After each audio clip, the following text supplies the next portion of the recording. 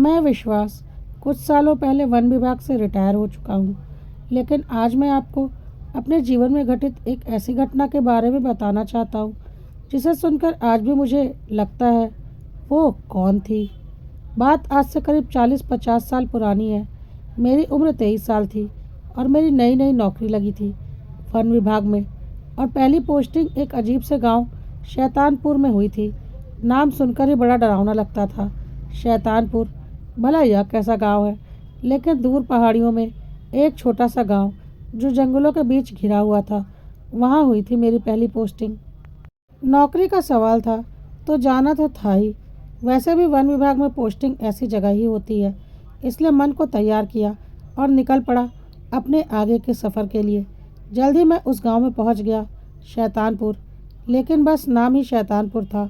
गांव बहुत ही प्यारा सा था, बहुत अच्छे प्यारे लोग, साफ सुथरा, छोटा सा, शहर के वातावरण से दूर। इतना सुकून, इतना आराम, इतनी निर्मलता कि बस वहाँ जाते ही ऐसा लगा जैसे मैं जन्नत में आ गया हूँ। फिर वहाँ से मैं अपने सरकारी आवास की तरफ निकल पड़ा, जो कि मुझे मेरे विभाग के द्वारा ही प्रदान किया गया था। जल्द ही मैं अपने आवास पर पहुँच गया, लेकिन उसकी हालत देखकर मेरी हालत खराब हो गई। बिल्कुल खंडहर, जाले भरे हुए, अंदर कबूतर और चमगादड़। देखकर मुझे समझ में नहीं आया मैं यहाँ कैसे रहूँगा। वैसे विभाग की तरफ से मुझे चौकीदार और रसोइया वगैरह की सुविधाएं भी दी गई थीं, पर उस वक्त फ़िलहाल वहाँ पर कोई नहीं था। मेरा दिमाग खराब हो रहा था। मैं क्या करूँ, कहाँ से शुरू करूँ और कहाँ ख़त्म करूँ? वैसे वो एक छोटा सा गांव था। यह भी नहीं हो सकता था कि मैं किसी होटल में जाकर रुक जाऊं कि तभी दरवाजे पर दस्तक हुई। मैंने दरवाज़ा खोलकर देखा। सामने एक बुज़ुर्ग आदमी खड़ा था और साथ में एक 18-19 साल की जवान लड़की भी थी। मैंने अंदर से ही पूछा, कौन है? तो उसने बोला, जी मैं केशव, आपका रसोइया, और घर के बाकी काम भी करूँगा। मुझे यहाँ पर ड्यूटी दी गई है। सुनकर मैंने राहत की सांस ली और तुरंत दरवाज़ा खोल दिया। केशव उस लड़की के साथ अंदर आ गया। मैंने बोला, घर पहले ही साफ़ कर दिया होता। अब बताओ, मैं यहाँ आ गया हूँ और घर इतना गंदा पड़ा है। मुझे तो बोला गया था कि आपको घर में एक नौकर दिया जाएगा जो रसोइये का काम भी करेगा और घर की साफ़ सफाई वगैरह भी। साथ में चौकीदार और माली वगैरह भी रहेंगे, और यहाँ तो कोई है ही नहीं। केशव ने बोला, वह क्या है ना साहब, ये बंगला गांव से बिल्कुल अंदर जंगलों के पास है। थोड़ा डरावना सा माहौल हो जाता है।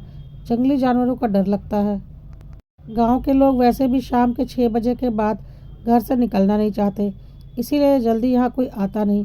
मुझे जैसे ही खबर लगी कि आप आ गए हैं, मैं तुरंत दौड़ा दौड़ा आ गया हूँ। चौकीदार भी आ ही रहा होगा, रास्ते में कहीं होगा। आप टेंशन नहीं लीजिए साहब जी, हम लोग तुरंत साफ़ सफाई करके सब ठीक कर देंगे। मैंने उसके साथ खड़ी लड़की की ओर देखा। सांवली सी, खूबसूरत, खामोश, आंखों में अजीब सी कशिश थी। अपना सिर झुकाए, अपने बालों की बनी चोटियों को उंगलियों में गोल गोल घुमाते हुए सिर नीचे किए चुपचाप खड़ी थी। मैंने पूछा, ये कौन है? तो केशव बोला, ये मेरी बेटी है, तारा। इसे घर पर अकेला छोड़कर नहीं आ सकता था ना। गांव का माहौल सही नहीं है, ऊपर से रात हो गई है, इसलिए मैं इसे अपने साथ ही ले आया। यह मेरे साथ घर के कामों में मदद करवा देगी, और जब मुझे यहाँ पर रहना है तो इसे घर पर कहाँ छोड़ूंगा, मेरे साथ ही रह लेगी। आपका खाना पीना बना दिया करेगी। बहुत अच्छा खाना बनाती है मेरी तारा। मैंने भी कुछ नहीं कहा और बोला, ठीक है, तुम लोग साफ़ सफाई कर दो, मैं थोड़ा बाहर टहल कर आता हूँ। कि तभी तारा ने बोला, अरे नहीं नहीं बाबूजी, बाहर मत जाइए, अंधेरा होने को है, कोई चुड़ैल पकड़ लेगी आपको। उसकी बातें सुनकर मुझे हंसी आ गई। मैंने बोला, अच्छा, चुड़ैल होती है क्या? तो तारा ने बोला, अरे आपको नहीं पता? आप शहर के लोग क्या जानो, गांव में ऐसी ऐसी चुड़ैल होती है ना कि एक बार पकड़ लिया तो ज़िंदगी भर साथ नहीं छोड़ती। मैं तो कहूँगी इस वक्त घर से बाहर निकालना मुनासिब नहीं है। मैंने ज़ोर से हंस दिया और तारा से बोला, कोई बात नहीं, चुड़ैल मेरे सामने आएगी ना तो मैं उसे भी सीधा करके पेड़ से उल्टा लटका दूंगा। तुम चिंता मत करो, तुम अपना काम करो। कहकर मैं मुस्कुराता हुआ घर से बाहर निकल गया। केशव मुझे जाते हुए देख रहा था और मैं आसपास टहलने लगा, गांव के शुद्ध वातावरण का मजा लेने लगा। लेकिन चारों ओर सन्नाटा ही सन्नाटा था। दूर दूर तक कोई आदमी नहीं दिख रहा था। पता नहीं क्यों शाम के करीब 6:30 बजे होंगे। सब के सब अपने घरों में दरवाजे बंद करके अंदर थे। बस बाहर कुछ जानवरों की आवाज़ें आ रही थीं या एक आध कुत्ते बिल्ली वगैरह नज़र आ रहे थे। सच कह रही थी तारा, गांव में कोई भी नहीं घूम रहा था। सब लोग अपने घरों के अंदर ही दुब के बैठे थे। खैर, मुझे उससे क्या। मुझे तो गांव का यह वातावरण इतना पसंद आ रहा था कि दिल कर रहा था बस घूमता ही रहूं, इस मनोहर नज़ारे को देखता ही रहूं। कि तभी मुझे ऐसा लगा कि मुझे किसी के पायल के छन छन की आवाज़ सुनाई पड़ी। मैंने पलट कर देखा तो ऐसा लगा तारा मेरे पीछे खड़ी है। मैंने बोला, तारा, तारा तुम यहाँ क्या कर रही हो? लेकिन वहाँ कोई नहीं था। मैंने आसपास काफ़ी नज़र दौड़ाई, लेकिन वहाँ कोई नहीं था। मुझे लगा मेरे मन का वहम होगा कि एकाएक फिर मुझे अपने पीछे से चूड़ियों के खनखनाहट की आवाज़ सुनाई दी। तो मुझे यकीन हो गया, यहाँ कोई तो है जो मुझे डराने की कोशिश कर रहा है। मैंने दोबारा तेज़ी से पीछे की ओर पलटा, लेकिन वहाँ पर कोई नहीं था। मैंने फिर आवाज़ दी, तारा, तुम ही हो ना? तारा, तुम मुझे डराने की कोशिश कर रही हो ना? कि तभी एक लड़की के खिलखिलाकर हंसने की आवाज़ आई। मैं घबरा गया क्योंकि आवाज़ बिल्कुल साफ थी, जैसे कोई लड़की खिलखिलाकर हंस रही हो, लेकिन आसपास कहीं कोई लड़की नहीं थी। मैंने चारों ओर अच्छे से नज़र घुमाकर देखी, कहीं कोई नहीं था। मुझे कुछ समझ में नहीं आ रहा था, लेकिन मन ही मन यह यकीन हो गया था कि ज़रूर यह तारा का ही काम है। उसने मुझे बाहर निकलने से मना किया था और फिर भी मैं बाहर निकला तो अब वह मुझे डराने की कोशिश कर रही है। लेकिन पता नहीं क्यों मन में अजीब सी घबराहट होने लगी और मैंने वापस घर जाने का निर्णय ले लिया। मैं जल्दी जल्दी तेज कदमों से घर की ओर चलने लगा। मुझे लगातार अपने पीछे से चूड़ियों और पायल की आवाज़ आ रही थी। बीच बीच में किसी लड़की के ज़ोर ज़ोर से खिलखिलाकर हंसने की आवाज़ भी आती और जब भी मैं पीछे मुड़कर देखता वहाँ कोई नहीं होता। मुझे समझ में नहीं आ रहा था कि अगर तारा ऐसा कर भी रही है तो वह मुझे दिख क्यों नहीं रही और वह इस तरह से अदृश्य कैसे हो सकती है। मेरे चेहरे पर पसीने आने लगे, थोड़ी घबराहट भी होने लगी। ऐसा लगने लगा कहीं तारा की बातें सच तो नहीं। बहुत तेज कदमों से मैं घर की तरफ बढ़ रहा था और जल्दी ही घर के पास पहुंच गया। घबराहट में मैंने बहुत ज़ोर ज़ोर से दरवाज़ा पीटा। दरवाज़ा खुला और सामने तारा खड़ी थी। मैंने बोला, तुम यहाँ हो? तारा ने बोला, तो साहब जी, मैं कहाँ रहूँगी, मैं तो यहीं पर रहूँगी ना। घर की साफ़ सफाई कर रही हूँ। अभी तो बहुत सफाई बाकी है।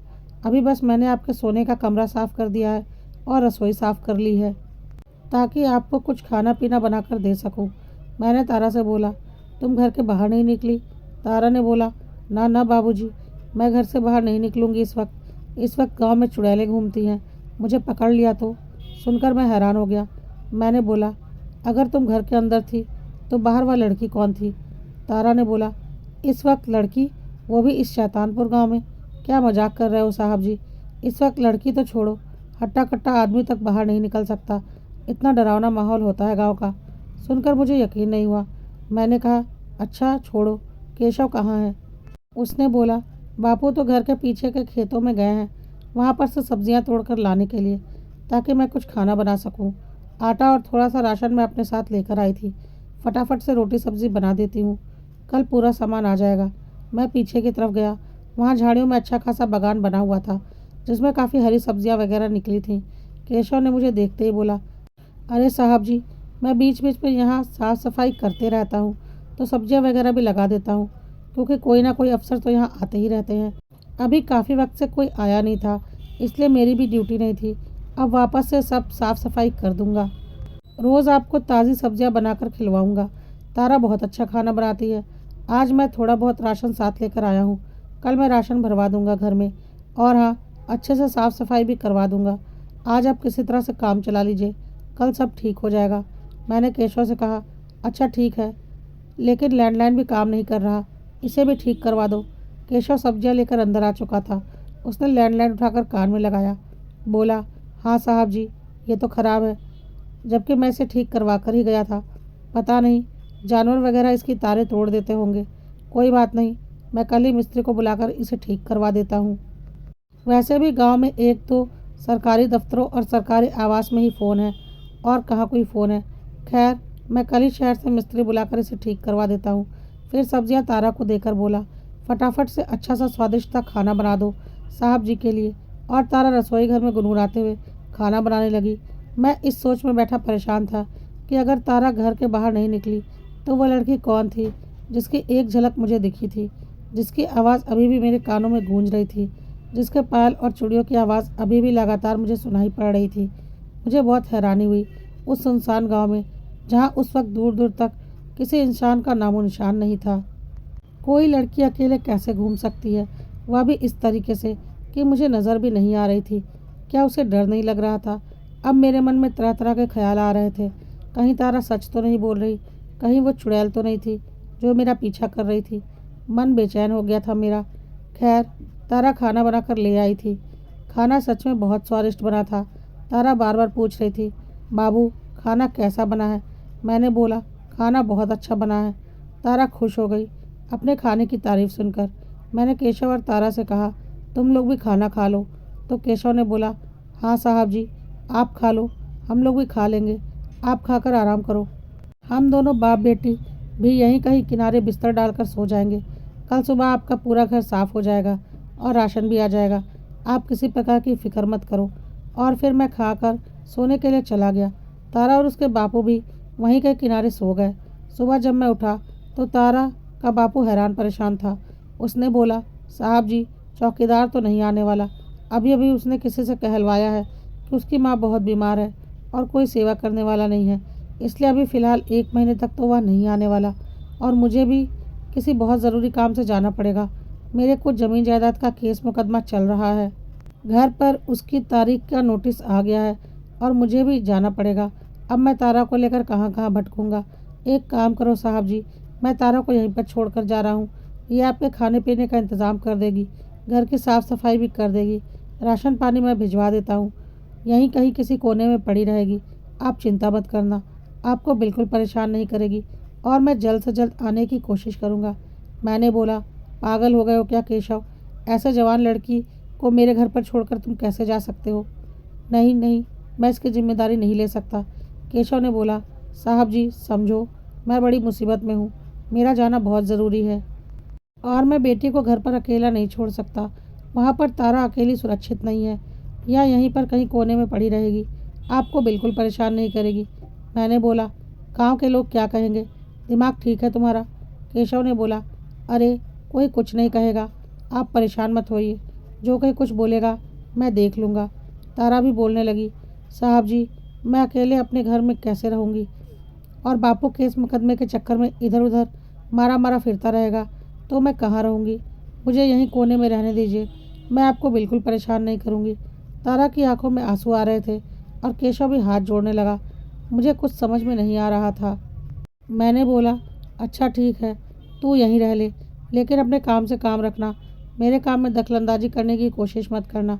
और केशव से कहा, जल्द से जल्द वापस आने की कोशिश करना और चौकीदार को भी बोल देना जल्द से जल्द वापस आएगा, वरना मैं आगे डिपार्टमेंट में शिकायत लगा दूंगा।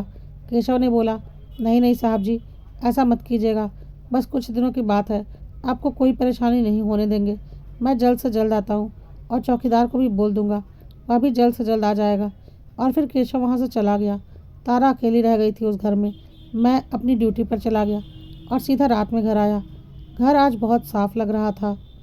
तारा ने पूरा घर चमका दिया था और थोड़ा बहुत सजा भी दिया था। रसोई घर भी पूरा साफ कर दिया था। मैंने तारा से बोला, अरे वाह, तुमने तो इस घर की काया पलट दी। तारा ने बोला, हाँ साहब जी, और खेतों से ताज़ी सब्जियां भी तोड़कर आपके लिए खाना भी बना दिया है, आप खा लो, तो फिर मैं भी खाकर सोऊं। मैंने कहा, अरे तुमने खाना नहीं खाया? तुम्हें भी तो खा लेना चाहिए था ना, मेरा इंतज़ार क्यों कर रही थी? मैं आता तो खा लेता। तारा ने बोला, अरे नहीं साहब जी, ऐसे कैसे, आप नहीं खाते और मैं खाऊं? आप मालिक हो, पहले आपका खाना बनता है। तारा ने मेरे लिए खाना परोस कर ले आई। खाना सच में बहुत स्वादिष्ट बना था। मैं चाव से खाने लगा। थोड़ी देर के बाद तारा दूध गर्म करके ले आई। मैंने दूध पिया। मैंने बोला, तुम भी खाना खा लो और दूध पी लो। तारा ने बोला, हाँ ठीक है साहब जी, आप सो जाओ, मैं खा लूँगी। और फिर मैं अपने कमरे में सोने चला गया। तारा भी शायद वहीं कहीं किनारे सो गई थी। मेरा मन बेचैन हो रहा था। एक जवान लड़की अकेले मेरे घर में, लोग क्या कहेंगे? लोगों की छोड़ो, अगर मेरे घर वालों को पता चल गया तो वो क्या बोलेंगे? कुछ समझ में नहीं आ रहा था। तभी याद आया कि मैं जब से यहाँ आया हूँ घर वालों से बात नहीं की। मैंने फ़ोन उठाया, फ़ोन ठीक था। मैंने घर पर फ़ोन लगा दिया। उधर से माँ ने फ़ोन उठाया। बोला, बेटा तूने वहाँ पहुँचकर कोई जानकारी नहीं दी, हम लोग परेशान थे। मैंने बोला, हाँ माँ, फ़ोन ख़राब था, आज ही बना है। माँ ने बोला, सब ठीक है ना? मैंने बोला, हाँ माँ, सब ठीक है। कि तभी ज़ोर से पायल और चूड़ियों की आवाज़ आई। माँ ने बोला, ये पायल और चूड़ियाँ किसकी बज रही हैं? मुझे लगा शायद पीछे तारा आकर खड़ी हो गई है। मैंने बात घुमा दी। अरे माँ, वो यहाँ के रसोइया हैं ना, केशव काका, उनकी पत्नी काकी जी होंगी। उन्हीं की चूड़ियों और पायल की आवाज़ है। माँ ने बोला, अच्छा। फिर बोली, चल ठीक है, फिर तो तुझे खाने पीना अच्छा मिल जाएगा। मेरी चिंता थोड़ी कम हो गई। मैं काफ़ी घबरा गया था। मुझे लगा अगर माँ को पता चल जाएगा कि मेरे घर में एक जवान लड़की अकेले रह रही है तो माँ हंगामा मचा देंगी। इसलिए मैंने बात को घुमा दिया था और फिर मैंने फ़ोन रख दिया। मुझे बहुत ज़ोर का गुस्सा आया कि तारा ऐसा कैसे कर सकती है। मैं अपने घर पर फ़ोन पर बात कर रहा हूँ और वो पीछे आकर खड़ी कैसे हो सकती है। मैं गुस्से में तारा को डांटने के लिए पीछे मुड़ा, लेकिन वहाँ कोई नहीं था। मैं हैरान हो गया क्योंकि अब तक भी चूड़ियों और पायल की आवाज़ आ रही थी और हल्की हल्की सी हंसी की आवाज़ दोबारा आई। मैं दौड़कर गया देखने के लिए कि तारा कहाँ है। मैंने देखा वो हॉल में आराम से खर्राटे मारकर सो रही थी, बिल्कुल बेसुध। साफ पता चल रहा था तारा बहुत गहरी नींद में है।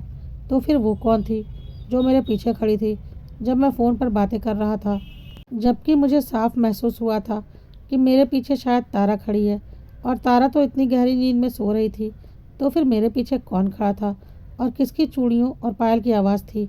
मेरा दिमाग काम करना बंद कर चुका था और अब थोड़ी घबराहट भी होने लगी थी। मैंने खिड़की से बाहर देखा, बिल्कुल अंधेरा, सन्नाटा, थोड़ी बहुत जानवरों की आवाज़ और हल्की हल्की सी वही हंसी की आवाज़। मेरा दिल ज़ोर ज़ोर से धड़कने लगा। पता नहीं क्यों आज ज़िंदगी में पहली बार मुझे डर लग रहा था। मैं चुपचाप अपने कमरे में गया, चादर मुंह तक ढककर सो गया और जल्द से जल्द सुबह होने का इंतज़ार करने लगा। पता नहीं क्यों ज़िंदगी में पहली बार मुझे भूत प्रेत सच में होते हैं ऐसा एहसास हो रहा था। ये क्या हो रहा था मेरे साथ?